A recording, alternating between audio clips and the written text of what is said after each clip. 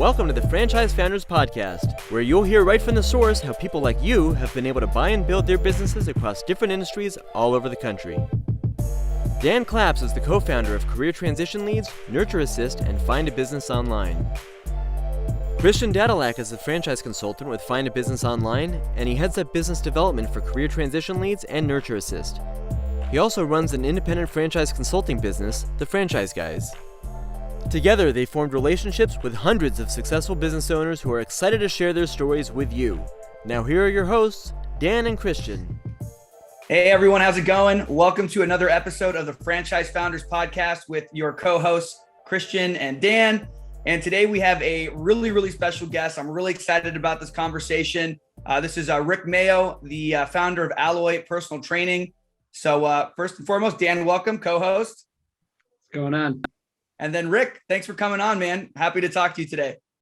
Hey, Christian, thanks. Daniel, thanks for having me on. I'm super excited and haven't seen your smiling faces in a while. So this is a real treat for me as well.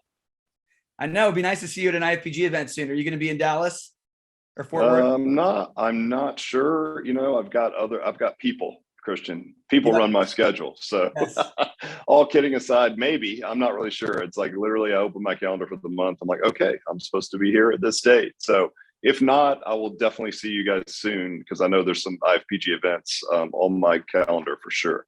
Cool. Yeah, I would definitely love to see you soon. It's a lot of fun every time we all hang out. Heck yeah. Cool.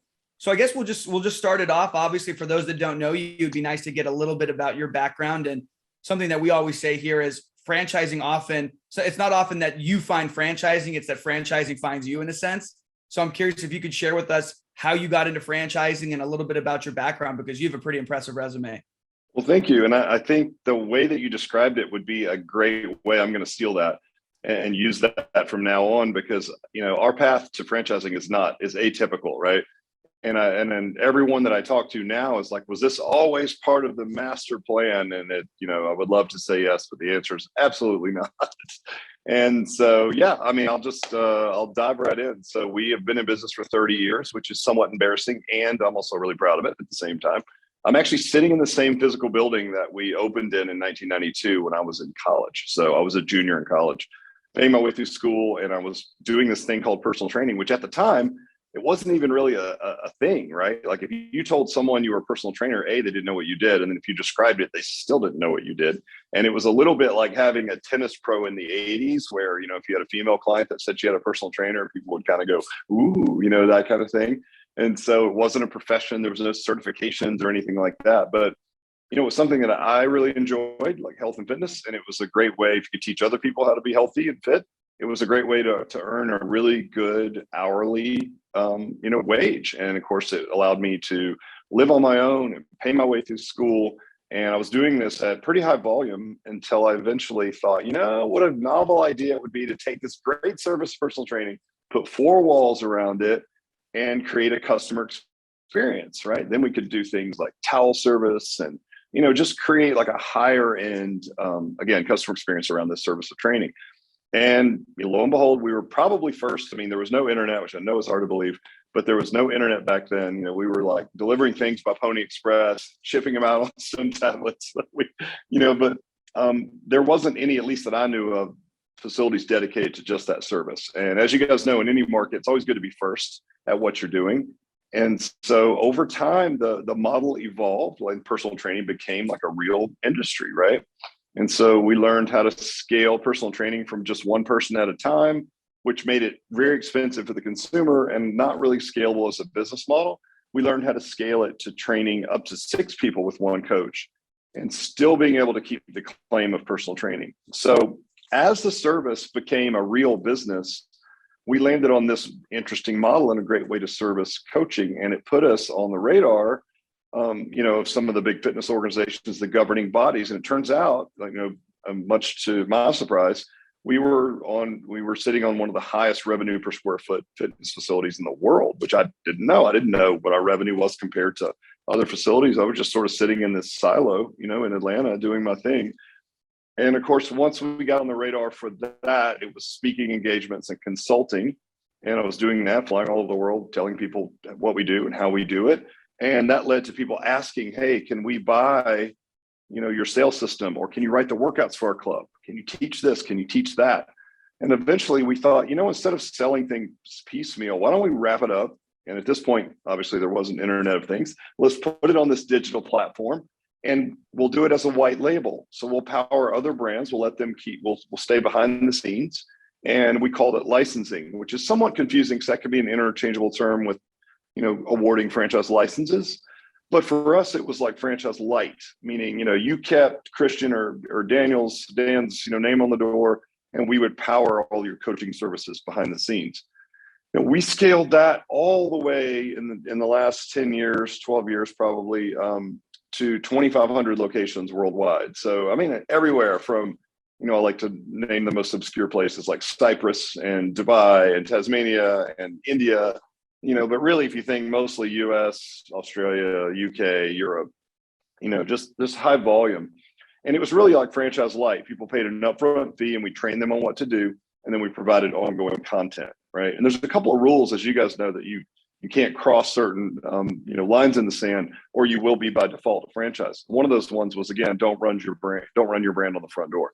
And we stayed out of that. But boy, did it give us an interesting peek under the covers at the market, right? Because all these different markets, everything from CrossFit to, we did a great agreement, 5-year agreement with Anytime Fitness. So it put me on their advisory board, and they've got 5,000 locations. They're one of the biggest franchises, period. So, it gave me a really good look at what it looks like to deploy and operationalize coaching services in a franchise structure. Same thing with Gold's Gym. And, eventually we had boutique fitness coming to us and saying, look, can you do our workouts? Can you do our sales system? And boutique fitness, for anyone that doesn't know that's listening, those are just a small footprint, very specific to typically one modality or one service, which we were, just personal training. And we thought, what? If we're going to power those guys, we should just make a run at our own franchise. And that's, 30 years to come to the conclusion, right, that we should franchise. So like you said, franchising found us. And it took it a long time to find us, by the way. I wish it would have found us earlier, but it happens in due time. But I think that path to franchising is certainly more unique than what you typically hear. You normally don't get 10 years of 2,500 clubs worth of volume, right? To know where there's gaps in the market, what's really scalable, what can you teach people and get them up to speed quickly. Those things come typically through your pioneering franchisees. We didn't have to do that because we already had all that empirical evidence. And so franchising started in 2020, which was, as everyone knows, was an amazing year to start a fitness franchise. Great year. There was like a little hiccup. I don't remember what it was, but some kind of a hiccup there that slowed down our sales. And then in 2021, things started to come back slowly and we're back on it. So yeah, we're just under 50 sold, got 6 open, tons in pre-sales. Thankfully, what we're really good at is teaching clubs how to operate really well and be successful. So validation's going well. And I tell you guys, I'm enjoying the heck out of it. I get to meet fantastic individuals like yourselves. It's an amazing community around franchising is a thing in and of itself that I had knew nothing about, thought I did, but I've learned a ton and I love it. Great community. It's a great vehicle for success for us and our franchisees. And yeah, I'm happy to be, on this side of the house for a while, for sure. I love that. Well, thanks for sharing that. Dan, do you have any immediate questions for Rick before I chime in with a few of mine? I was just thinking about 2020. I forgot about that year until you reminded me. Yeah, I think it was something we're all COVID. trying, right? It seems like a decade ago. I remember we in Nurture Assist, we had just signed the lease in February 2020 and built, put this beautiful shiplap wall here and hired a team and got ready to go. And then COVID hit and no one wants to buy leads in the middle of a pandemic for their franchise. They want to focus on what, not expanding, but deal with the pandemic. So it was a challenging year for us. I'm sure for you as well, especially since you said you started this, this path in 2020. What's funny, Daniel, we started like right at the end of 2019. So the very first month that we went to market, we sold 8 licenses. Yeah. And it was just to like existing contacts and, really good guys that are doing really well now. And I remember thinking like, this is so easy. Like if I just sold 8 to 10 a month, we'll be in a good spot, Guys, that's obscenely fast growth, right? But for me, I was like, I'm used to dealing in brands that have 700, 800, 5,000. I'm like, 10 a month. That's kind of slow, but we'll get started slow and then we'll ramp it up to a couple hundred a month, not knowing what the hell I was talking about, of course. But yeah, I mean, it was a tough year for sure for both of us. I didn't realize you guys opened in February as well. So you certainly understand what we went through. Yeah. And so obviously that is the big elephant in the room for a lot of people when they're thinking about a fitness brand. I think people are a little cautious when they're considering fitness franchises. They're thinking, you know, obviously there's a big buzz in home services, but what's the case to be made for fitness right now, especially now that, fingers crossed, we're sort of getting on the other side of this pandemic thing. So what's your perspective on that, Rick? And where do you think things are going? Yeah, I think we all were wondering at some point, like, what's going to happen? Like, what will the consumer behaviors be like when we start to come out of this thing, right? I mean, you guys saw what happened to the stock value of like Peloton as an example, right? And it's sort of like all these short-term investors are like, brick and mortar's never coming back. It's all going all digital forever.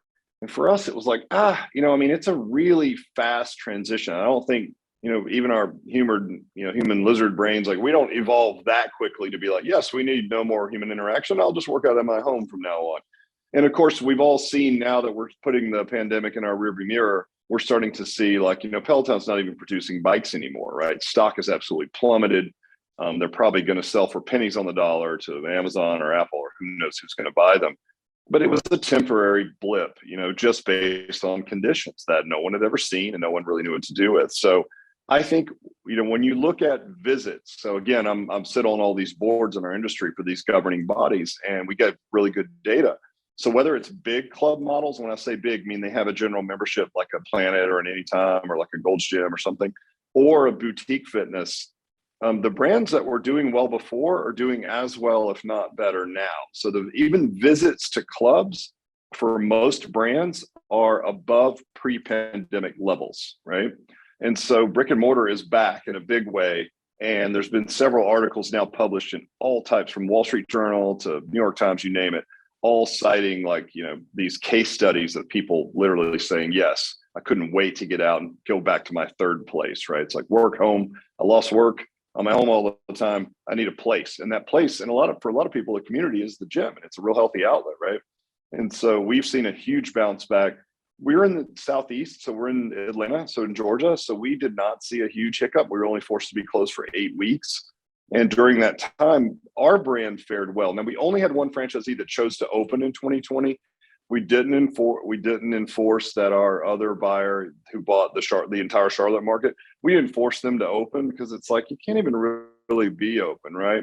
But we had another one in North Carolina that opened like in the summer of 2020. And I mean, again, they opened with making money and essentially a full gym, which was unbelievable. And their churn rate stayed about where our current churn rate is, which is claimed in our franchise document, which is only 3% a month. So our brand fared really well. It's probably because we have less people, right? So again, it's personal training. So it's only 130 members, makes a really healthy model. And so there's that. So as a small number drives trust inherently higher. So that's always good, right? It's funny because we know like if we know each other and trust each other, it doesn't like change the fact that there's a virus that can be transmitted. Like just because we like each other doesn't mean we can't transmit a virus. But I'm just saying from an engagement standpoint, if trust is higher, it's going to be better. That and the fact that we had this technological tool, which is our proprietary app, and we were typically using it, you guys, to send, like, say Daniel's coming to the gym twice a week and he wants something to do on that third day at home, or whatever that may be, and it pulls in MyFitnessPal for nutrition, it pulls in wearables and everything else.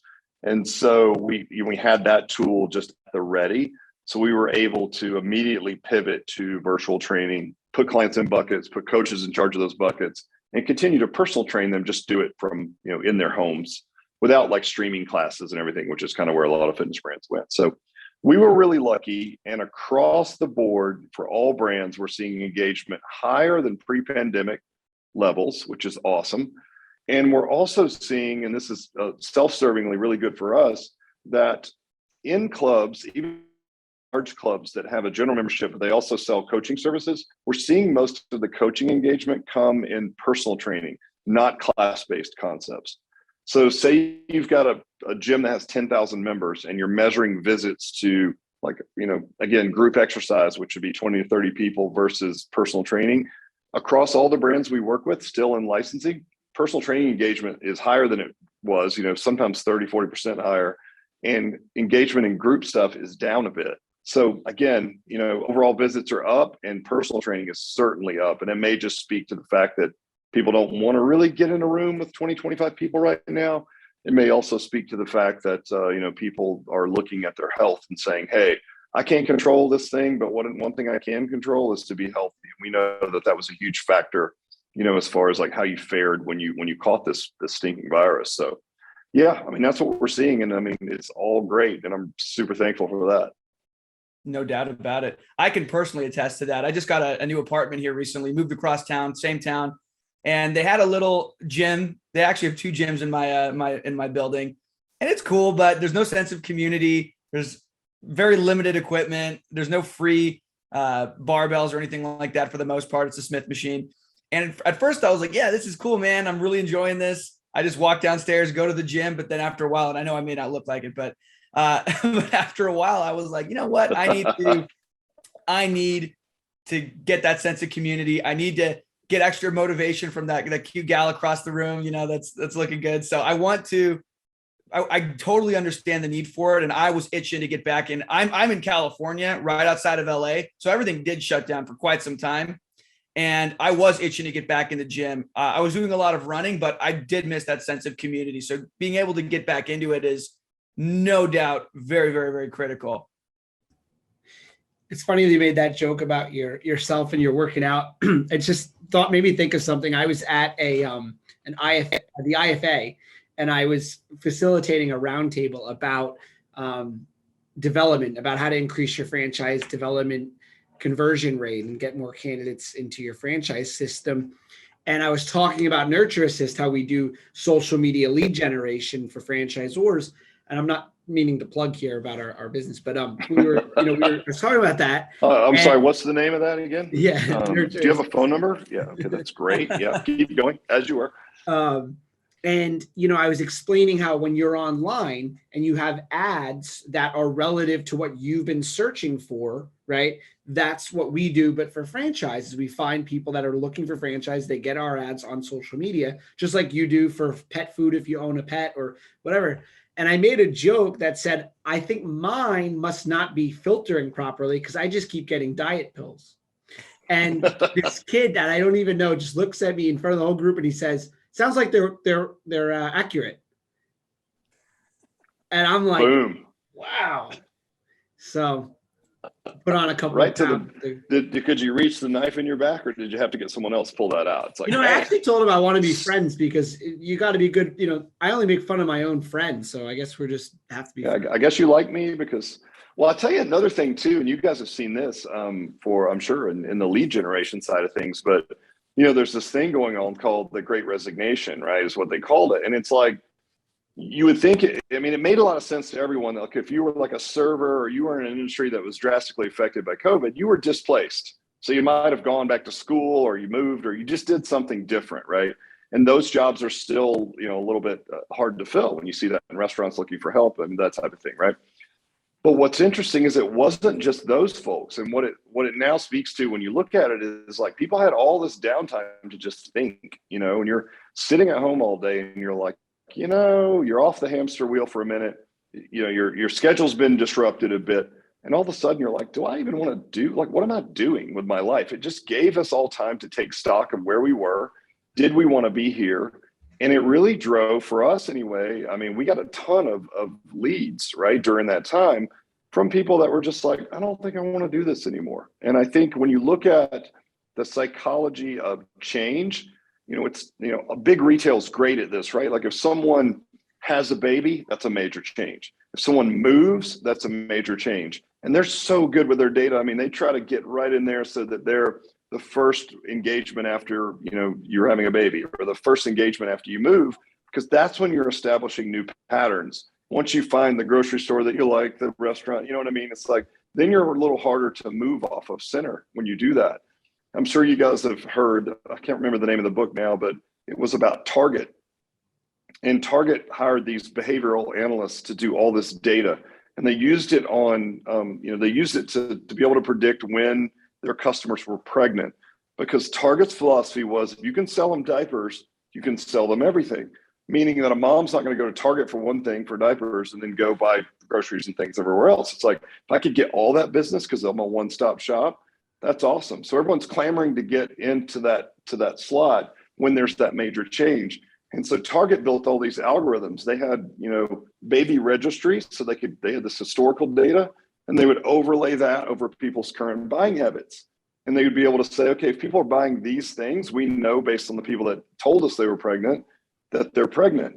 And there's this crazy stories about, they start sending these specific ads to people with like, all baby stuff, right? And people that maybe hadn't even told their family yet were freaked out. It was like, how do they know, right? And so they even had to tone that down, where it's like, here's a lawnmower, here's some milk, and then here's some diapers, right? So because it was so creepy. And there's stories about like, dads getting ads that were sent to their high school daughters, and they're very upset. And they take them to the Target, and they're yelling at the manager, who he doesn't know because it's a national campaign. Turns out the daughter's pregnant. The mom knows, and they just haven't let dad in on the big secret yet. And Target figured it out. So amazing, right? But when you think about disruption in life and buying habits, I mean, what's more disruptive than a global pandemic? So all of a sudden, I think people were like, my whole paradigm has shifted. What the hell am I doing with my life? I don't want to work in finance anymore. I want to be a fitness guy, or whatever that is, right? Or I want to be an entrepreneur. Finally, I'm going to take a shot. I could have died. I didn't. So I think I'm going to take a risk, right? Yeah. So I'm sure you guys saw that as well. I'd love to get your thoughts on that and see from where you guys are. What did you see? It's interesting.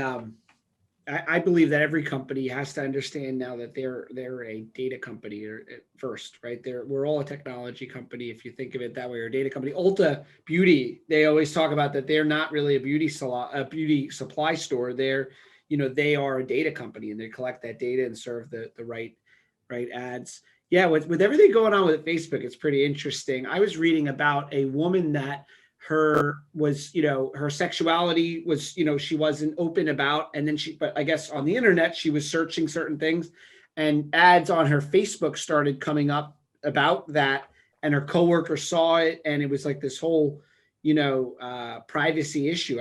Just like the one you were talking about with Target. It's pretty interesting. I personally would rather have ads that are relative to what I want and what I'm looking for. I don't want ads for things I don't want. So I like personalized ads, but I know some people don't. It's funny. I was talking to a buddy of mine, and of course, everyone's like, man, you get your private VPN, and you got to, they're tracking you, and Google's tracking you. And he's like, I don't do anything interesting. What do I care? Like, I'd rather them serve up ads of stuff that I want to look at. And I'm willing to trade my data for that. I'm like, great, because that's what you're doing. That's what we're all doing. And I think most of us kind of fit into that category where it's like, as long as you understand that when you're on any of these platforms, you're the product, right? Like, you think you're the customer and you're shopping for products. It's like, no. You're being monetized, your attention. So you're actually the product. As long as you get your head around that, you're like, that's cool. Then it's fine. I'm with you. It's like, hey, it makes my life more convenient. Send me the things I like. Yeah. I buy a lot of things through Instagram. It's always funny that they say we're the product. It's like the only companies in the world that call their customers users, right, is like technology companies, Facebook and Netflix, and drug dealers. Well, it's the same mechanisms, where the brain chemistry is exactly the same. Right. They call them users. They don't call them customers. We're all users. Oh, that's so really true. I never thought about that.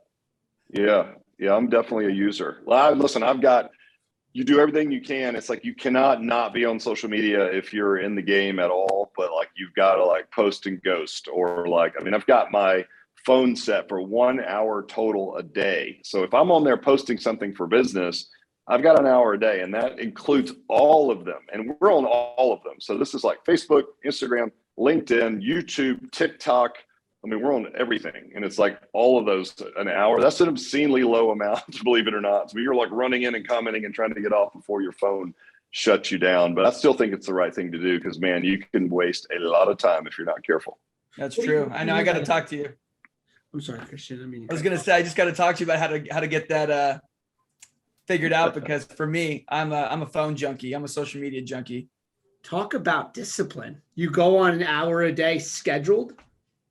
Yeah, you can set your phone. So I have an iPhone, and you can go on and you can choose like which apps.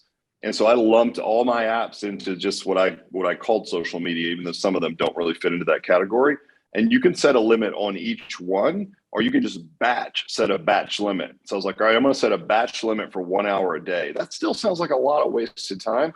But if you're actually posting on there and then trying to like answer questions and engage, an hour is, I mean, you have to be very thoughtful about your time. So what it's kind of forced me to do is like batch my time that I'm on there.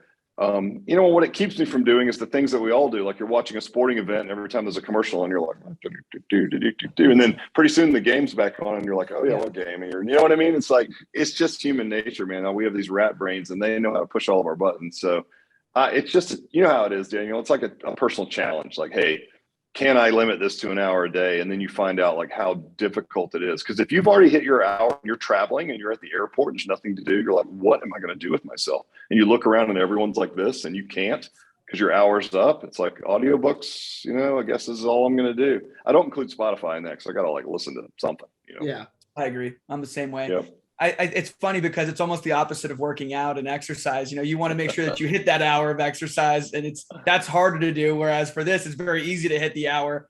And you look at your weekly reports and how much time you spend per day, it's crazy. If you spent the same amount of time working out, I mean, you'd look like Rick Mayo. Yeah, I don't know about that. Yeah, it's like I don't really work out that much anymore. It's like, I joke here. Like somebody said to me one time as a joke, they're like, "Wow, you're the only fitness guy that's actually in shape." That's in franchising. I was like, oh, well, maybe that's my shtick. Like I'll be the most jacked CEO in all of franchising. I'm not sure that moves the needle. I'm sure people are just like, that guy looks too big. He must not work very much. So I got to keep it. I've got to keep it, reasonable. There's a fine line, right? If you're I have a friend that's in pretty decent job in finance, and he's a big guy. And people always kind of think he's just like this working out meathead guy, and he's actually incredibly brilliant. You don't want to get too big. No offense to him. Yeah, what's weird because like that's just a stigma, because exercise we know is good for brain chemistry, right?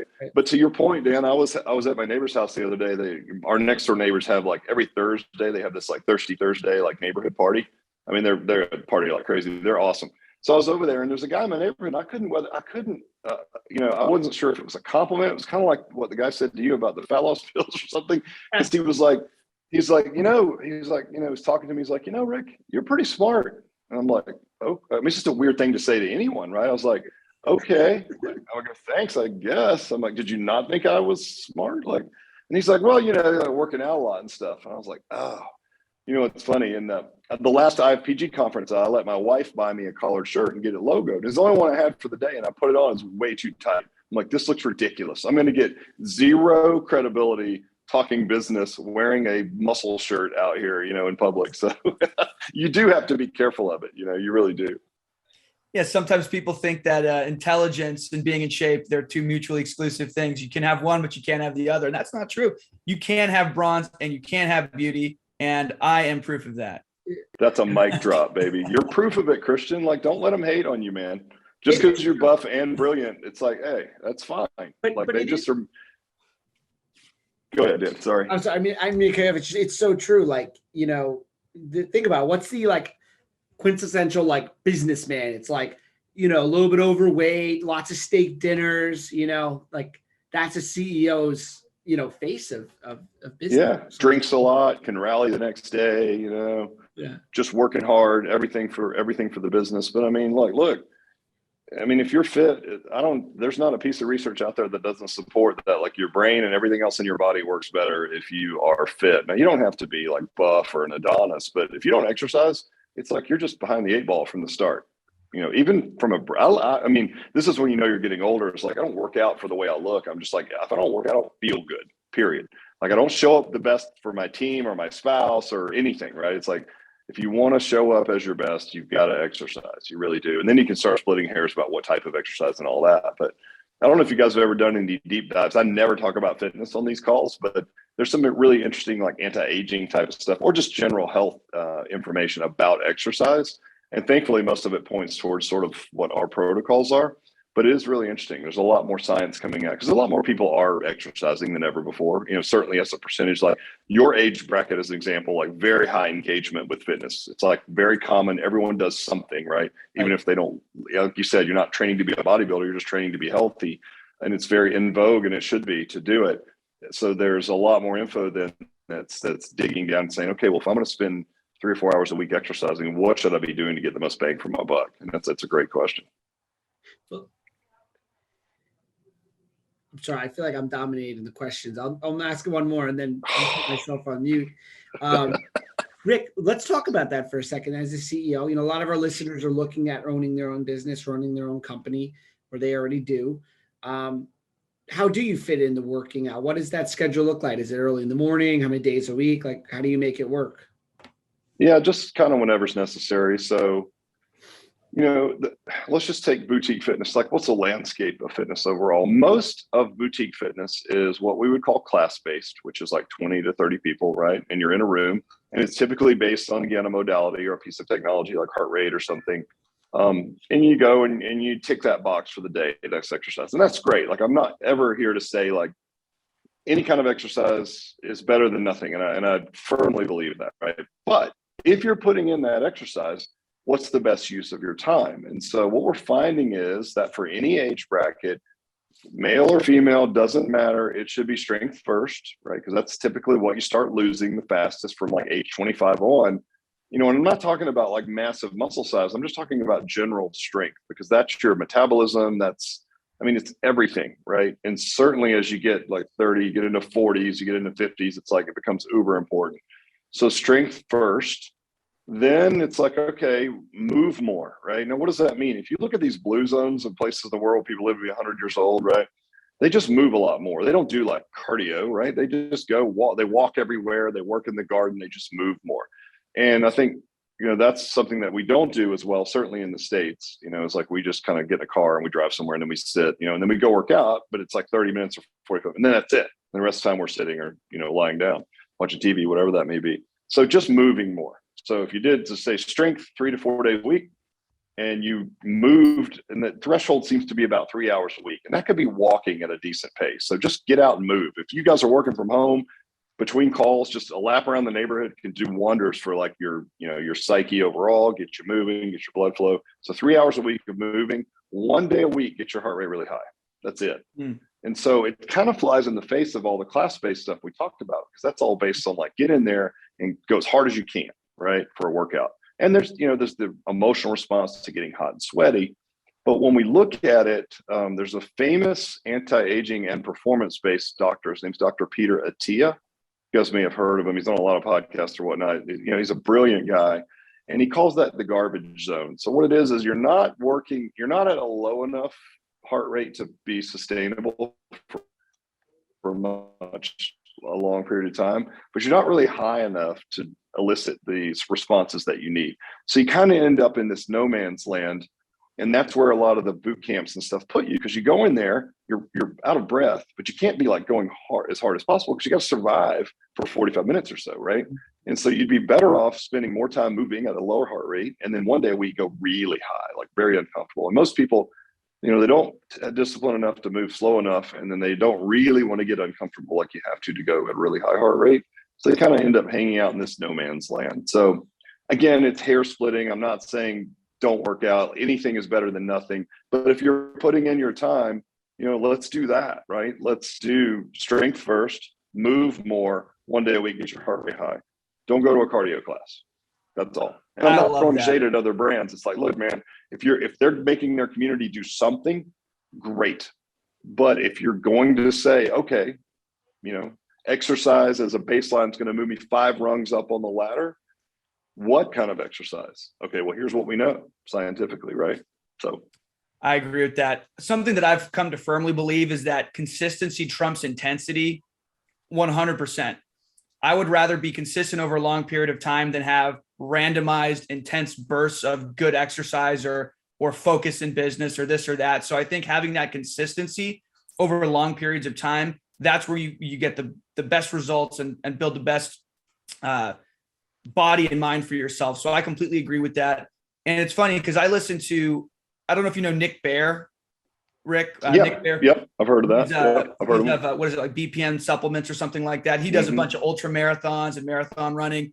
And his marathon training program actually flies in the face of a lot of conventional advice. You'd think, man, I got to run as hard as possible all the time, get my heart rate up. And his program is, look, I want you about 80% of the time, 80% of your runs should be quote unquote easy runs, where you're in your heart rate is in a zone where it's, if you were to rank it on a scale of 1 to 10 in terms of intensity, you're at like a 3 or a 4 for a 6, 8 miles, whatever it is, whatever you can do for whatever level you're at. And then 1 day a week or 2 days a week, there's a hard run where it's, you're pushing the pace a little bit, you're getting your heart rate up a little bit more than normal. And I think that's true of, I think that's just a good strategy, because I am so much less likely to show up tomorrow if I killed myself the day before. But if I make it easy to say yes, I can get up knowing, okay, yeah, yes, I got to run, but it's going to be like a steady state cardio type thing. I'm not killing myself to get out there and do it. And I think that's so true in business as well. Don't kill yourself. If you want to be in it for the long haul, business is a marathon. It's not a sprint. Yes, there are bursts of time where you do need to sprint a little bit, and there's some hills and there's some downhills as well. But it's so true what you just said. And that's why I think that, but it does fly in the face of conventional wisdom, and a lot of workout programs don't really cater to that. So I think that that's a huge differentiator for what you guys do at Alloy Personal Training. I appreciate that. Yeah, it's again, it's Peter Attia will say again, it's like this message is probably not talked about enough, right? Where we're like, hey, just stay out of this no man's land, like be in it for the long haul. Like you said, habits over outcomes, and it's one and the same, right? But like, instead of setting this audacious goal, just how about setting a goal, like, or change 2 or 3 habits, right? And those things are going to lead to the same outcome anyway, but make the focus on the day in, day out work and things that are sustainable. It's going to get you there anyway, probably a lot better than saying, okay, I have this goal to lose 40 pounds. It's like, all right, well, what processes is it going to take to get you there? Or, hey, I want to work out, I want to do this marathon race. It's like, all right, what processes are going to get you to the start line uninjured, right? And so that's kind of the way we look at fitness. It's a very scientific approach. Of course, as you guys know, none of it matters if you can't deliver it in a fun, engaging customer experience. So it's always the fine line between the hard science, which we know will get people there, and then also delivering it in a way that's not really boring like hard science, right? It's like, right in the middle is where the rubber meets the road. And that's what I feel like we do well. So I think you got to do both, right? I mean, you can create just an experience that's kind of based on shady science, or you could do all science and not have anybody in your facility because it's boring. So you really have to kind of do both. And I appreciate you saying that, because we work really hard to walk that line. Absolutely. So we're coming up a little bit on the end of our time, but before we did, I mean, obviously we've talked about your brand, different aspects of it, but can you give us like the quick pitch? Obviously it's a recurring revenue model. It's a membership-based model, but what sort of equipment is needed? What kind of labor is needed? Can it be semi-absentee? So can you walk us through some of those things? That way our audience can have an idea of what the model looks like.